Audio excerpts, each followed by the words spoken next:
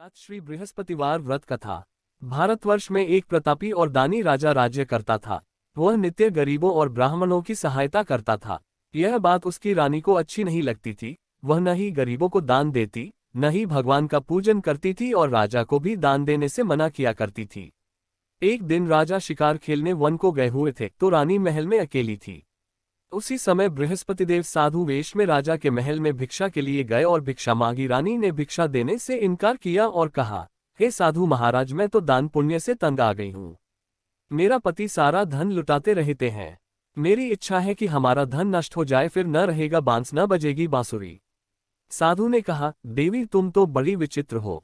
धन संतान तो सभी चाहते हैं, पुत्र और लक्ष्मी तो पापी के घर भी होने चाहिए। यदि तुम्हारे पास अधिक धन है तो भूखों को भोजन दो, प्यासों के लिए प्याऊ बनवाओ, मुसाफिरों के लिए धर्मशालाएं खुलवाओ।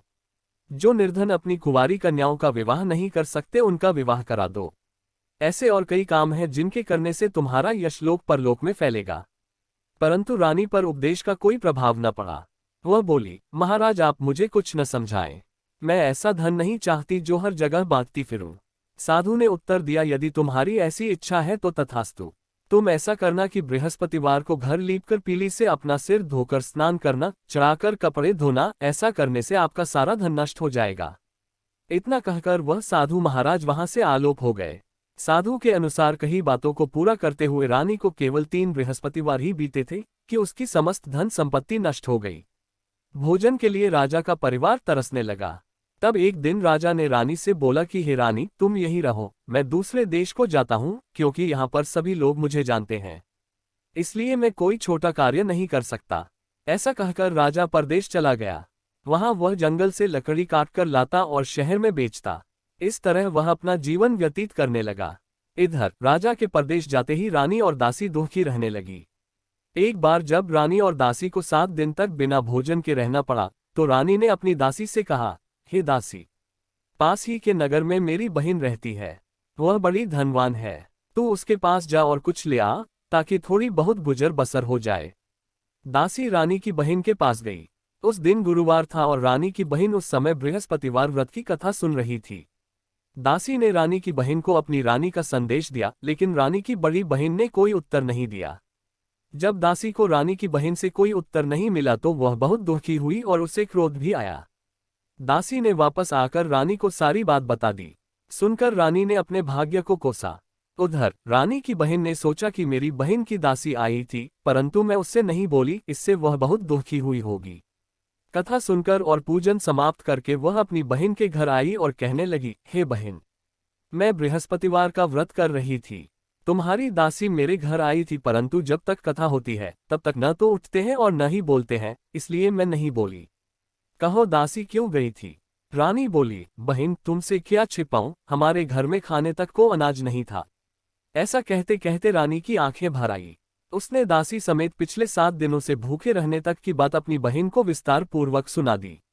रानी की बहन बोली, देखो बहन, भगवान बृहस्पतिदेव सबकी मनोकामना को पूर्ण करते हैं। देखो, शायद तुम्हारे घर में अनाज रखा हो। पहले तो रानी को विश्वास नहीं हुआ, पर बहन के आग्रह करने पर उसने अपनी दासी को अंदर भेजा तो उसे सचमुच अनाज से भरा एक घड़ा मिल गया। यह देखकर दासी को बड़ी हैरानी हुई। दासी रानी से कहने लगी, हे रानी, जब हमको भोजन नहीं मिलता तो हम व्रत ही तो करते हैं, इसलिए क्यों न इनसे व्रत और कथा की विधि पूछ ली जाए ताकि हम भी व्रत कर सकें। तब रानी ने अपनी बहन से बृहस्पतिवार व्रत के बारे में पूछा। उसकी बहन ने बताया, बृहस्पतिवार के व्रत में चने की दाल और मुनक्का से विष्णु भगवान का केले की जड़ में पूजन करें तथा दीपक जलाएं, व्रत कथा सुने और पीला भोजन ही करें। इससे बृहस्पतिदेव प्रसन्न होते हैं। व्रत और पूजन विधि बताकर रानी की बहन अपने घर को लौट गई।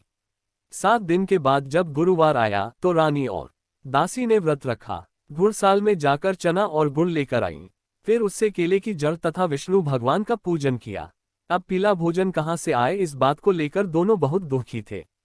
चूंकि उन्होंने व्रत रखा था इसलिए बृहस्पतिदेव उनसे प्रसन्न थे। इसलिए वे एक साधारण व्यक्ति का रूप धारण कर 2 थालों में सुंदर पीला भोजन दासी को दे गए। भोजन पाकर दासी प्रसन्न हुई और फिर रानी के साथ मिलकर भोजन ग्रहण किया। उसके बाद वे सभी गुरुवार को व्रत और पूजन करने लगी। बृहस्पति भगवान की कृपा से उनके पास फिर से धन संपत्ति आ गई, परंतु रानी फिर से पहले की तरह आलस्य करने लगी। तब दासी बोली, देखो रानी, तुम पहले भी इस प्रकार आलस्य करती थी, तुम्हें धन रखने में कष्ट होता था, इस कारण सभी धन नष्ट हो गया, और अब जब भगवान बृहस्पति की कृपा से धन मिला है तो तुम्हें फिर से आलस्य होता है। रानी को समझाते हुए दासी कहती है कि बड़ी मुसीबतों के बाद हमने यह धन पाया है, इसलिए हमें दान पुण्य करना चाहिए, भूखे मनुष्यों को भोजन कराना चाहिए और धन को शुभ कार्यों में खर्च करना चाहिए, जिससे तुम्हारे कुल का यश बढ़ेगा, स्वर्ग की प्राप्ति होगी और पितृ प्रसन्न होंगे। दासी की बात मानकर रानी अपना धन शुभ कार्यों में खर्च करने लगी, जिससे पूरे नगर में उसका यश फैलने लगा। एक दिन राजा दुखी होकर जंगल में एक पेड़ के नीचे आसन जमाकर बैठ गया। वह अपनी दशा को याद करके व्याकुल होने लगा। बृहस्पतिवार का दिन था। एकाएक उसने देखा कि निर्जन वन में एक साधु प्रकट हुए। वह साधु वेश में स्वयं बृहस्पति देवता थे। लकड़हारे के सामने आकर बोले, हे लकड़हारे, इस सुनसान जंगल में तू चिंता मग्न क्यों बैठा है? लकड़हारे ने दोनों हाथ जोड़कर प्रणाम किया और उत्तर दिया, महात्मा जी, आप सब कुछ जानते हैं, मैं क्या कहूँ। यह कहकर रोने लगा और साधु को अपनी आत्मकथा सुनाई।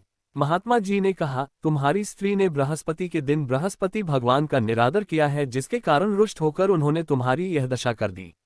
अब तुम चिंता को दूर करके मेरे कहने पर चलो तो तुम्हारे सब कष्ट दूर हो जाएंगे और भगवान पहले से भी अधिक संपत्ति देंगे। तुम बृहस्पति के दिन कथा किया करो। 2 पैसे के चने मुनक्का लाकर उसका प्रसाद बनाओ और शुद्ध जल से लोटे में शक्कर मिलाकर अमृत तैयार करो।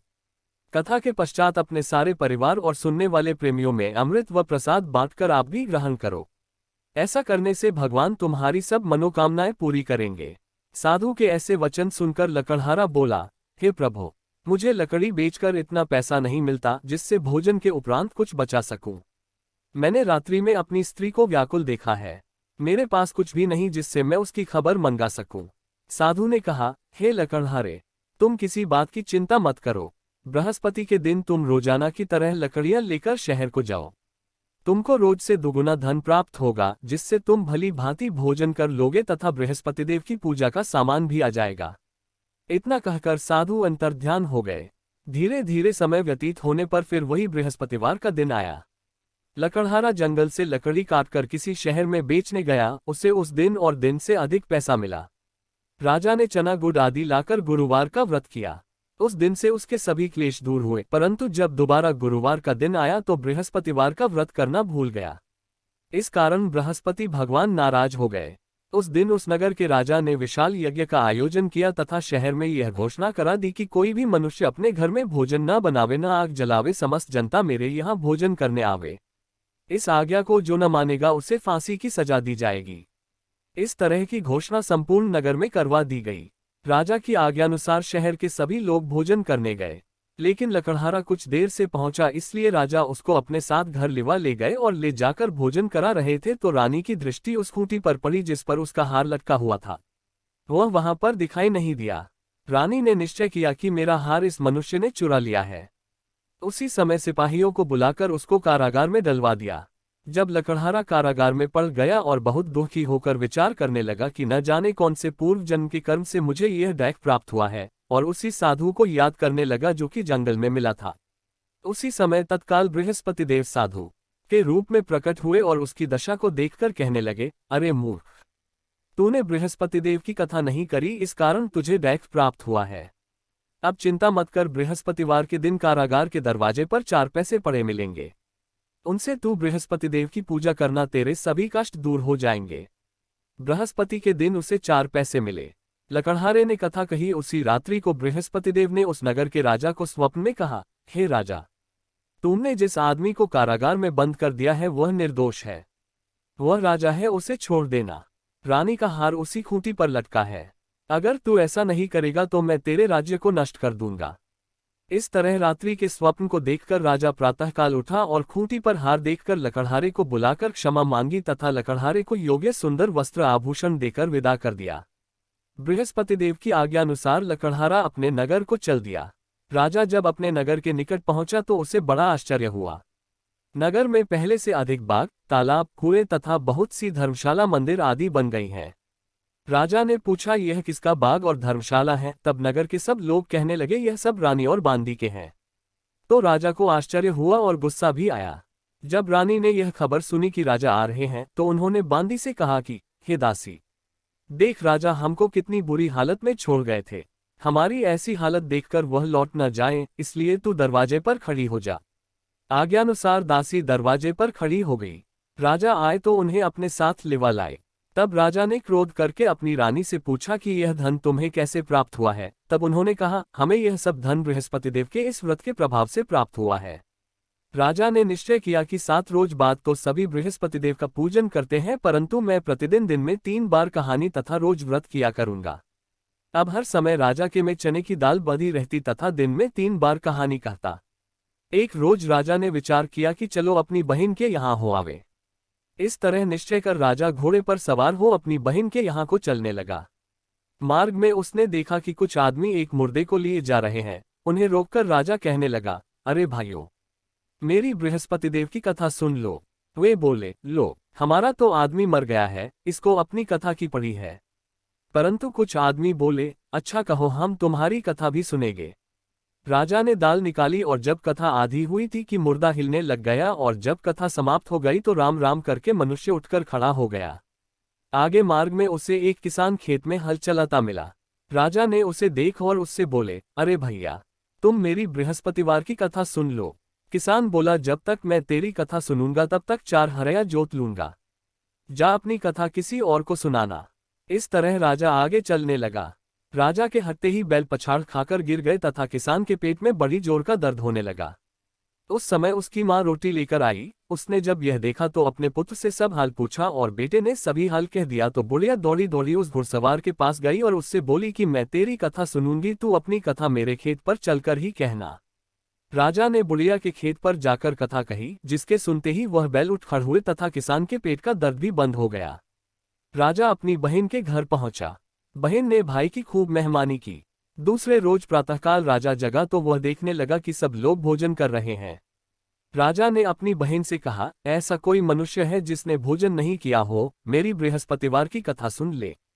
बहन बोली, हे भैया, यह देश ऐसा ही है कि पहले यहाँ लोग भोजन करते हैं, बाद में अन्य काम करते हैं। अगर कोई पड़ोस में हो तो देखा उन। वह ऐसा कहकर देखने चली गई, परंतु उसे कोई ऐसा व्यक्ति नहीं मिला जिसने भोजन न किया हो। अतः वह एक कुम्हार के घर गई जिसका लड़का बीमार था। उसे मालूम हुआ कि उनके यहाँ 3 रोज से किसी ने भोजन नहीं किया है। रानी ने अपने भाई की कथा सुनने के लिए कुम्हार से कहा। वह तैयार हो गया। राजा ने जाकर बृहस्पतिवार की कथा कही, जिसको सुनकर उसका लड़का ठीक हो गया। अब तो राजा की प्रशंसा होने लगी। एक रोज राजा ने अपनी बहन से कहा कि हे बहन, हम अपने घर को जाएंगे, तुम भी तैयार हो जाओ। राजा की बहन ने अपनी सास से कहा। सास ने कहा, हाँ चली जा, परंतु अपने लड़कों को मत ले जाना, क्योंकि तेरे भाई के कोई औलाद नहीं है। बहन ने अपने भैया से कहा, हे भैया, मैं तो चलूंगी पर कोई बालक नहीं जाएगा। राजा बोला, जब कोई बालक नहीं चलेगा तब तुम ही क्या करोगी। बड़े दुखी मन से राजा अपने नगर को लौट आया। राजा ने अपनी रानी से कहा, हम निर्वंशी हैं, हमारा मुंह देखने का धर्म नहीं है और कुछ भोजन आदि नहीं किया। रानी बोली, हे प्रभु, बृहस्पतिदेव ने हमें सब कुछ दिया है, वह हमें औलाद अवश्य देंगे। उसी रात को बृहस्पतिदेव ने राजा से स्वप्न में कहा, हे राजा उठ, सभी सोच त्याग दे, तेरी रानी गर्भ से है। राजा की यह बात सुनकर बड़ी खुशी हुई। 9वें महीने में उसके गर्भ से एक सुंदर पुत्र पैदा हुआ। तब राजा बोला, हे रानी, स्त्री बिना भोजन के रह सकती है, पर बिना कहे नहीं रह सकती। जब मेरी बहन आवे तुम उससे कुछ कहना मत। रानी ने सुनकर हाँ कर दिया। जब राजा की बहन ने यह शुभ समाचार सुना तो वह बहुत खुश हुई तथा बधाई लेकर अपने भाई के यहाँ आई। तभी रानी ने कहा, घोड़ा चढ़कर तो नहीं आई, गधा चढ़ी आई। राजा की बहन बोली, भाभी, मैं इस प्रकार न कहती तो तुम्हें औलाद कैसे मिलती। बृहस्पतिदेव ऐसे ही हैं, जैसी जिसके मन में कामनाएं हैं सभी को पूर्ण करते हैं। जो सद्भावनापूर्वक बृहस्पतिवार का व्रत करता है एवं कथा पता है अथवा सुनता है, दूसरों को सुनाता है, बृहस्पतिदेव उसकी सभी मनोकामना पूर्ण करते हैं। यह भी जाने, भगवान बृहस्पतिदेव उसकी सदैव रक्षा करते हैं। संसार में जो मनुष्य सद्भावना से भगवान जी का पूजन व्रत सच्चे हृदय से करते हैं तो उनकी सभी मनोकामनाएं पूर्ण करते हैं। जैसी सच्ची भावना से रानी और राजा ने उनकी कथा का गुणगान किया तो उनकी सभी इच्छाएं बृहस्पतिदेव जी ने पूर्ण की थीं। इसलिए पूर्ण कथा सुनने के बाद प्रसाद लेकर जाना चाहिए। हृदय से उसका मनन करते हुए जयकारा बोलना चाहिए। बोलो बृहस्पतिदेव भगवान की जय, भगवान विष्णु की जय, बृहस्पतिदेव की कथा। प्राचीन काल में एक रहता था, वह बहुत निर्धन था। उसके कोई संतान नहीं थी। उसकी स्त्री बहुत मलिनता के साथ रहती थी। वह स्नान न करती, किसी देवता का पूजन न करती, इससे देवता बड़े दुखी थे। बेचारे बहुत कुछ कहते थे किंतु उसका कुछ परिणाम न निकला। भगवान की कृपा से कि स्त्री के कन्या रूपी रत्न पैदा हुआ।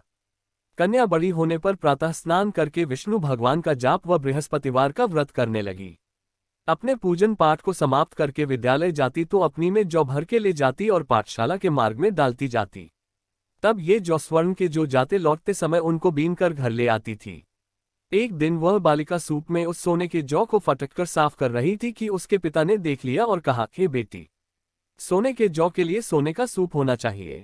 दूसरे दिन बृहस्पतिवार था। इस कन्या ने व्रत रखा और बृहस्पतिदेव से प्रार्थना करके कहा, मैंने आपकी पूजा सच्चे मन से की हो तो मेरे लिए सोने का सूप दे दो। बृहस्पतिदेव ने उसकी प्रार्थना स्वीकार कर ली। रोजाना की तरह वह कन्या जौ फैलाती हुई जाने लगी। जब लौटकर जौ बीन रही थी तो बृहस्पतिदेव की कृपा से सोने का सूप मिला। उसे वह घर ले आई और उसमें जौ साफ करने लगी, परंतु उसकी मां का वही ढंग रहा। एक दिन की बात है कि वह कन्या सोने के सूप में जौ साफ कर रही थी। उस समय उस शहर का राजपुत्र वहां से होकर निकला। इस कन्या के रूप और कार्य को देखकर मोहित हो गया तथा अपने घर आकर भोजन तथा जल त्याग कर उदास होकर लेट गया। राजा को इस बात का पता लगा तो अपने प्रधानमंत्री के साथ उसके पास गए और बोले, हे बेटा, तुम्हें किस बात का कष्ट है? किसी ने अपमान किया है अथवा और कारण हो सो कहो, मैं वही कार्य करूंगा जिससे तुम्हें प्रसन्नता हो। अपने पिता की राजकुमार ने बातें सुनी तो वह बोला, मुझे आपकी कृपा से किसी बात का डर नहीं है। किसी ने मेरा अपमान नहीं किया है, परंतु मैं उस लड़की से विवाह करना चाहता हूं जो सोने के सूप में जौ साफ कर रही थी। यह सुनकर राजा आश्चर्य में पड़ और बोला, हे बेटा, इस तरह की कन्या का पता तुम ही लगाओ, मैं उसके साथ तेरा विवाह अवश्य ही करवा दूंगा। राजकुमार ने उस लड़की के घर का पता बतलाया। तब मंत्री उस लड़की के घर गए और देवता को सभी हाल बतलाया।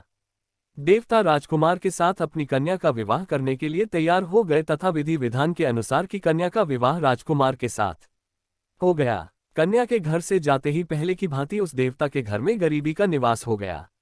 अब भोजन के लिए भी अन्न बड़ी मुश्किल से मिलता था। एक दिन दुखी होकर देवता अपनी पुत्री के पास गए। बेटी ने पिता की दुखी अवस्था को देखा और अपनी मां का हाल पूछा। तब ने सभी हाल कहा। कन्या ने बहुत सा धन देकर अपने पिता को विदा कर दिया। इस तरह का कुछ समय सुखपूर्वक व्यतीत हुआ। कुछ दिन बाद फिर वही हाल हो गया। फिर अपनी कन्या के यहाँ गया और सारा हाल कहा तो लड़की बोली, है पिताजी, आप माताजी को यहाँ लिवा लाओ, मैं उससे विधि बता दूंगी जिससे गरीबी दूर हो जाए। वह देवता अपनी स्त्री को साथ लेकर पहुंचे तो अपनी माँ को समझाने लगी, हे माँ, तुम प्रातःकाल प्रथम स्नानादि करके विष्णु भगवान का पूजन करो तो सब दरिद्रता दूर हो जाएगी। परंतु उसकी मांग ने एक भी बात नहीं मानी और प्रातःकाल उठकर अपनी पुत्री के बच्चों की जूठन को खा लिया।